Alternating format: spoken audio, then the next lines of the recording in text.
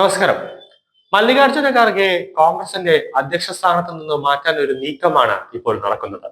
അതായത് ഹരിയാനയിലും മഹാരാഷ്ട്രയിലും കനത്ത തോൽവിയിൽ കോൺഗ്രസ് ഇതുവരെയും കാരണങ്ങൾ കണ്ടുപിടിക്കുകയോ പരാജയം എന്താണെന്ന് ചർച്ച ചെയ്യുകയോ ചെയ്തിട്ടില്ല.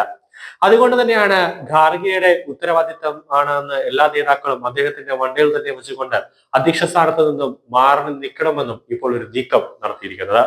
രാഷ്ട്രീയത്തിന്റെ ABCD പോലും അറിയാത്ത പ്രിയങ്ക ഗാന്ധിയെ താക്കോൽ സ്ഥാനം ഏൽപ്പിക്കാനാണ് കോൺഗ്രസ് ഇപ്പോൾ തീരുമാനിച്ചിരിക്കുന്നത്. അതായത് കോൺഗ്രസിൽ കുടുംബാധിപത്യം എന്ന വാക്ക് ഒന്നും കൂടെ അവിടെ തെളിഞ്ഞു വരികയാണ്.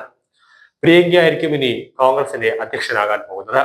പാർലമെന്റ് അംഗമായി തിരഞ്ഞെടുക്കപ്പെട്ടതോടെ പ്രിയങ്ക ഗാന്ധി വധരെ കോൺഗ്രസ് മുൻനിരയിലേക്ക് കൊണ്ടുവരാൻ ഒരു വിഭാഗം നീക്കം നടത്തുന്നുണ്ട്. മല്ലികാർജുൻ ഖാർഗെയെ മാറ്റി പ്രിയങ്കയെ അധ്യക്ഷ സ്ഥാനത്തേക്ക് കൊണ്ടുവരാനുള്ള ആലോചനയും നടക്കുന്നുണ്ട്. രാഹുൽ ഗാന്ധിയിൽ ജനങ്ങൾ കരുത്തനായ ഒരു നേതാവിനെ കാണുന്നില്ല എന്നും അദ്ദേഹത്തിന്റെ അപക്ഷ്യമായ നീക്കങ്ങളാണ് പാർട്ടിയെ ഈ ഒരു അവസ്ഥയിൽ എത്തിച്ചതും എന്നുള്ള ആക്ഷേപം ഒരു വിഭാഗം ഉയർത്തുന്നുണ്ട്.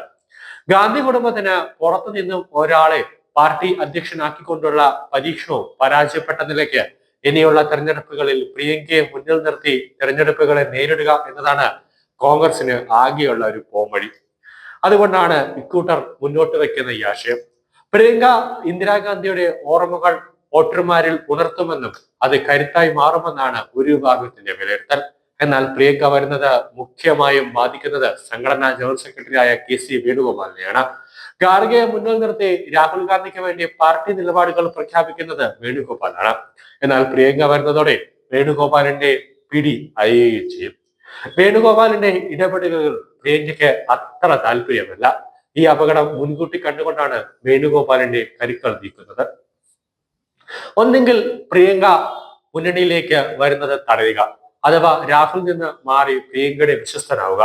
രണ്ടാമത്തേത് എളുപ്പമല്ലെന്ന് അദ്ദേഹത്തിന് തന്നെ അറിയാം. അതിനാൽ രാഹുലിനെ തന്നെ മുൻനിര നേതൃസ്ഥാനത്തിലേക്ക് നിലനിർത്താനാണ് വേണുഗോപാലിന്റെ പക്ഷം ശ്രമിക്കുന്നത്. എന്തായാലും കോൺഗ്രസ് തകരാനുള്ള ഒരു സ്പാർക്കാണ് ഇപ്പോൾ അവിടെ വേണുഗോപാലും മല്ലികാർജുന ഖാർഗെയും കൂടെ ഇപ്പോൾ അവിടെ പയറ്റിയിരിക്കുന്നത്. എന്തായാലും അധിക നാൾ കോൺഗ്രസിന് ചക്രശ്വാസം വലിക്കേണ്ടി വരില്ല. കാരണം ICUവിൽ കിടന്നുകൊണ്ട് തന്നെ ഇപ്പോൾ കോൺഗ്രസ് ICUവിലേക്ക് സഞ്ചരിച്ചു കൊണ്ടിരിക്കുകയാണ്. കാരണം ഏതൊരു ഉപതെരഞ്ഞെടുപ്പ് നടന്നാലും അവിടെ കെട്ടിവച്ച കാശ് പോലും കോൺഗ്രസിലെ നേതാക്കൾക്ക് തിരികെ കിട്ടില്ല. അങ്ങനെയാണെങ്കിൽ വരും ദിവസങ്ങളിൽ തന്നെ ഒരു 6 മാസത്തിനകം കോൺഗ്രസ് എന്ന പ്രസ്ഥാനം തകർന്ന് തരിപ്പണമായി മണ്ണുമായി അലിഞ്ഞു ചേരും.